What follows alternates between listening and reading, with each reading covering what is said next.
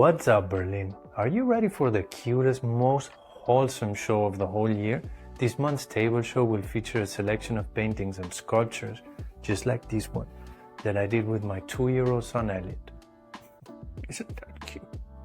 If you don't know what the hell a table show is, it's probably the smallest art show in Berlin.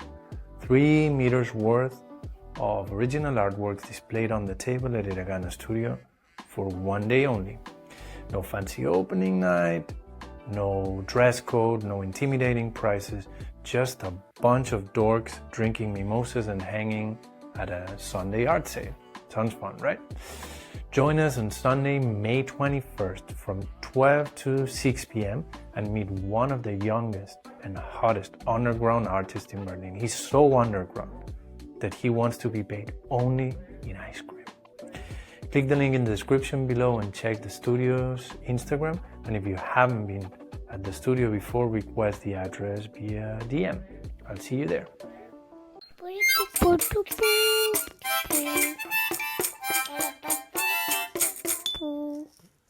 Hola, Pato. Hola, Pato. My voice still sucks. Last week I was sick. This week I have no excuse. I'm in a terrible hangover. I went out after a long time. My friends broke me. Have my warming back. I might burp. I might puke during these. We're gonna power through these.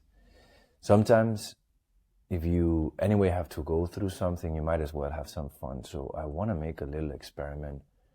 Perhaps being in a slight who gives a fuck mood is the perfect way to approach something that has been looming above me for quite a bit now. There's a few intense topics that are really necessary, but they don't make for the most fun conversation that I don't yet know how to really approach.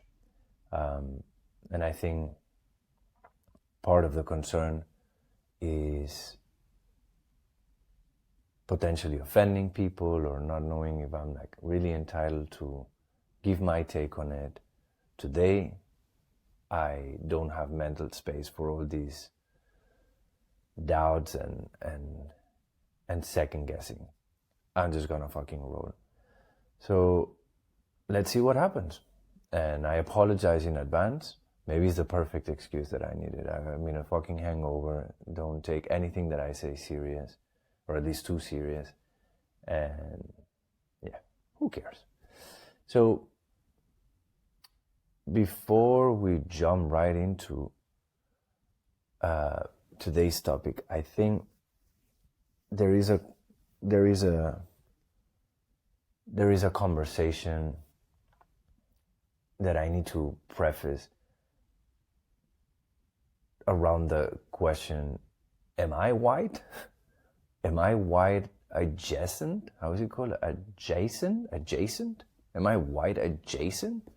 Or am I white? So I guess like the answer, like always, is depends, right? I live in Germany, and although there's of course Afro-German people here, one couldn't say that there's so many Afro-German people that they have an influence in the culture the same way African Americans have in American culture, right?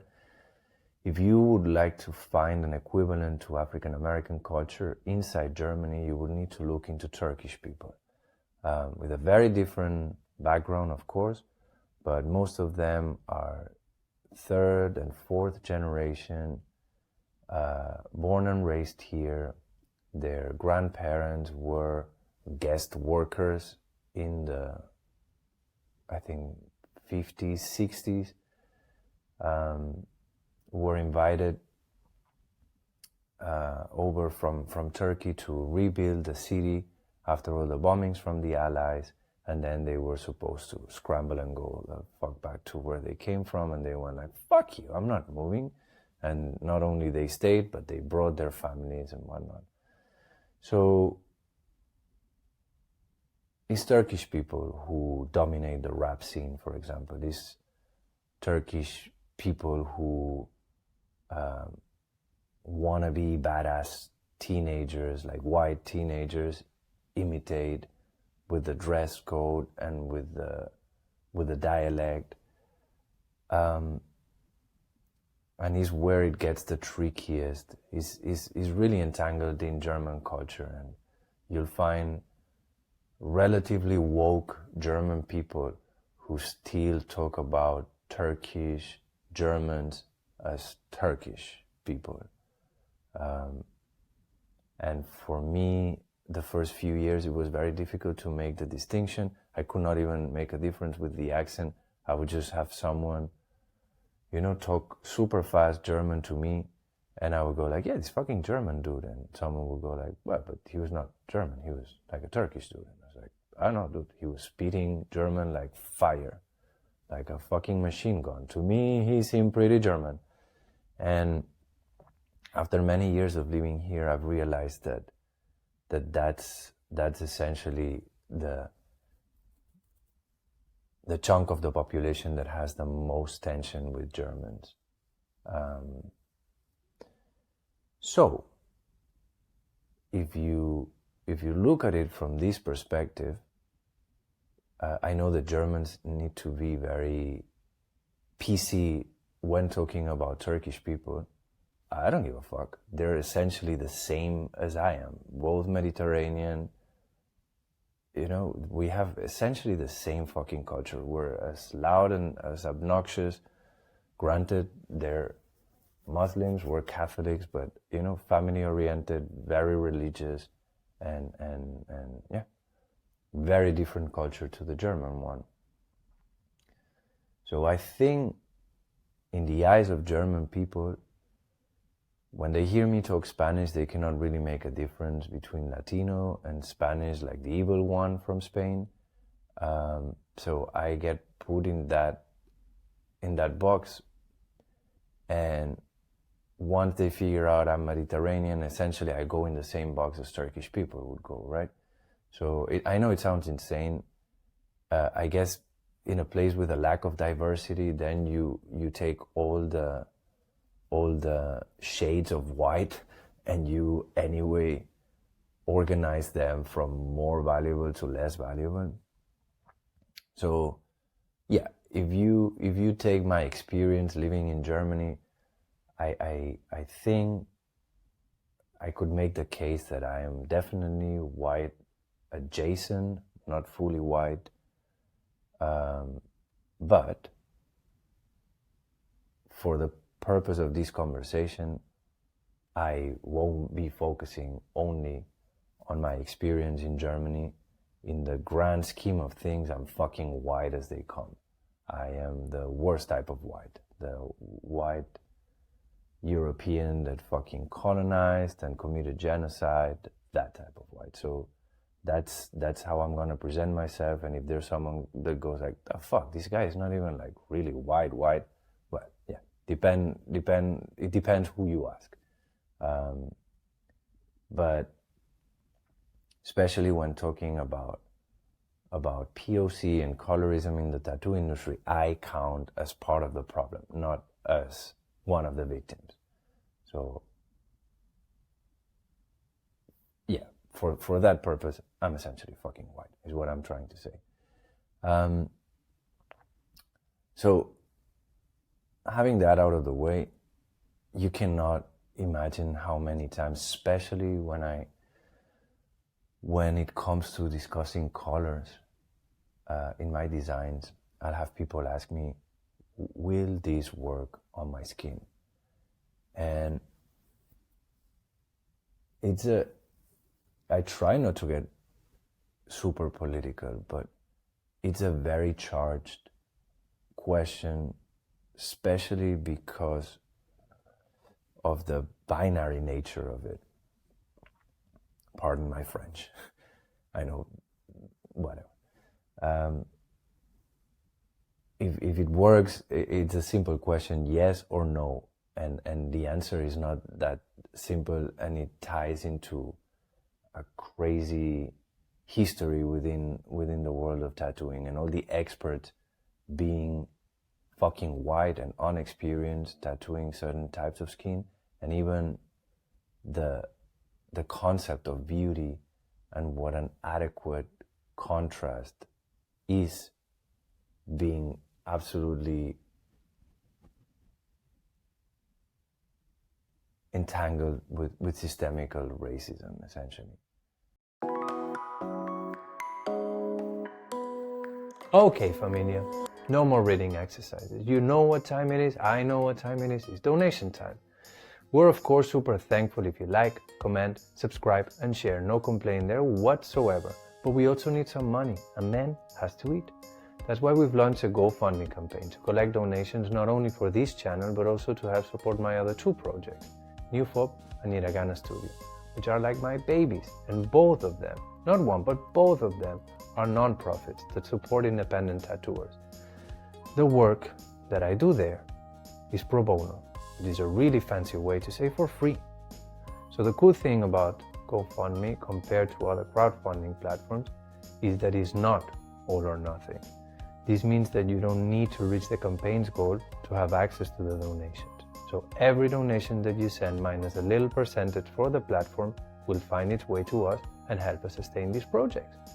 Click the link in the description below, read a bit more about the campaign and help us continue the good work.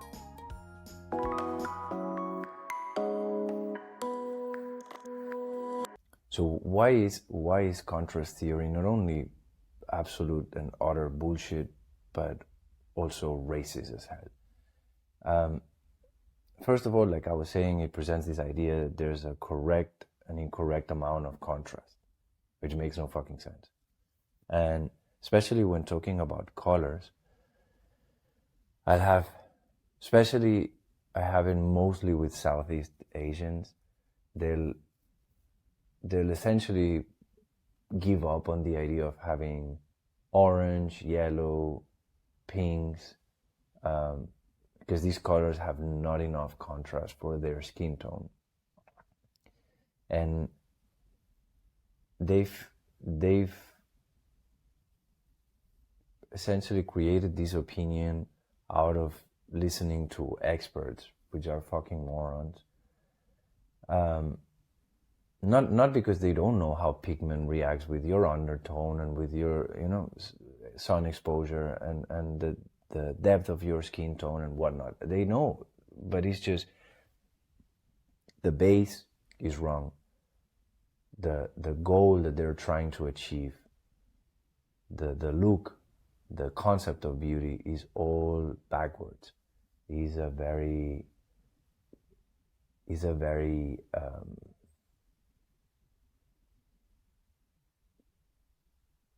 piece first approach. The goal is that the piece looks almost like it was printed, almost like it was on top of a paper and not on skin, instead of letting the skin give it its final touch. It's almost like someone who paints, and instead of using a natural cotton canvas that brings an interesting texture into the painting, tells you like you need 72 layers of primer before you can start painting, so that there's no fucking trace of the canvas. It feels smooth like a plastic, And we're like, okay, that's the way you roll, is the way you roll, but that's moronic. Do not say that that's the only way to go about it. So that's what I'm hearing when people talk about, oh, we'll have to make some adjustments to this design because it doesn't work with your skin. We'll have to change the color and that and that and that so that your undertone works. Colors and tattoos are supposed to look different in different people. And the amount of contrast that a tattoo has also is supposed to look different in different people. If you're a fucking Scandinavian girl, yes, blacks will pop up like hell. If you have super dark skin, it will be way more subtle and it will just unveil when light hits a certain way. And it's also very, very fucking beautiful. It's just very different ways to perceive a tattoo to be aesthetic. And one is like grossly underrepresented, and the other one is the mainstream way. So that ties a little bit this theory of what an adequate amount of contrast is, into the idea of very delicate styles, right? If you have a super delicate and detail rich style, and you're okay with things having a super low contrast, then you're good. But if you feel like the only way, so that I feel excludes from this conversation a lot of the new expressionist tattooers that do very intricate designs, but that are supposed to feel like textures, are supposed to be the under layer into a multi-layer blast over composition. You can see that all the crazy amount of details that they add are not super important. It's more about giving texture and waves and volume. But I'm talking about people that have styles in which all the details are key to understand the meaning of the tattoo, or to really bring value to the tattoo. These styles can only exist if your customer base is 99.9999999% white. And you have to admit it. Like if you think that if you would move tomorrow to Nigeria and all of a sudden 99.9999999% of your customers have super dark skin, if you were like, oh yeah, then I could not do what I do, I would need to change my style, then your style is fucking racist.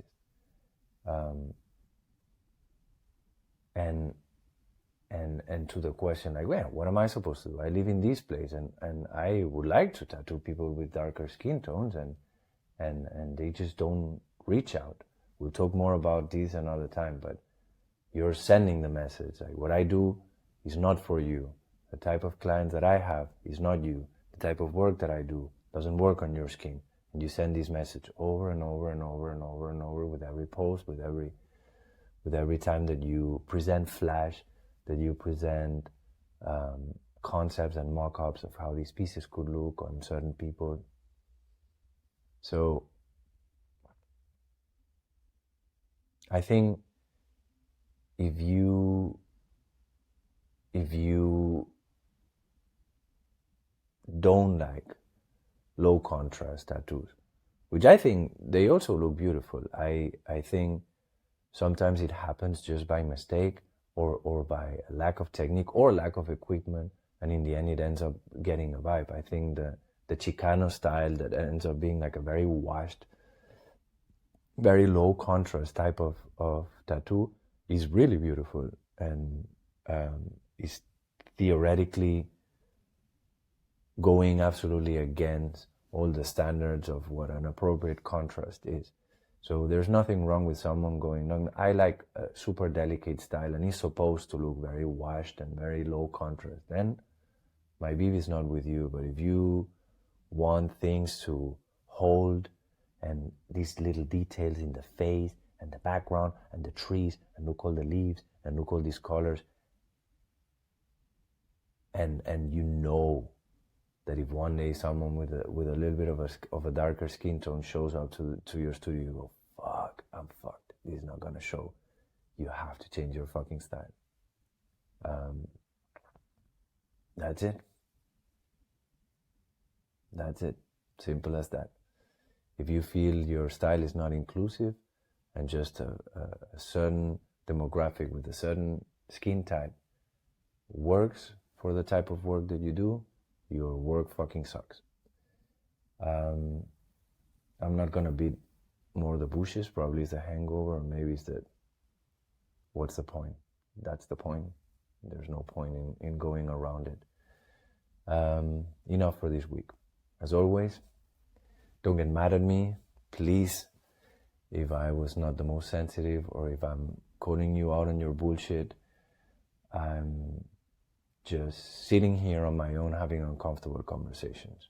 is fucking difficult as it is. I don't need you and your comments.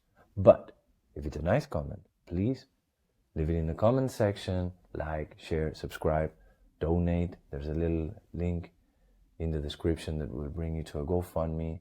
This helps us a lot to move forward, not only with this project, but a couple more that I have running around with really similar spirits. And that's it.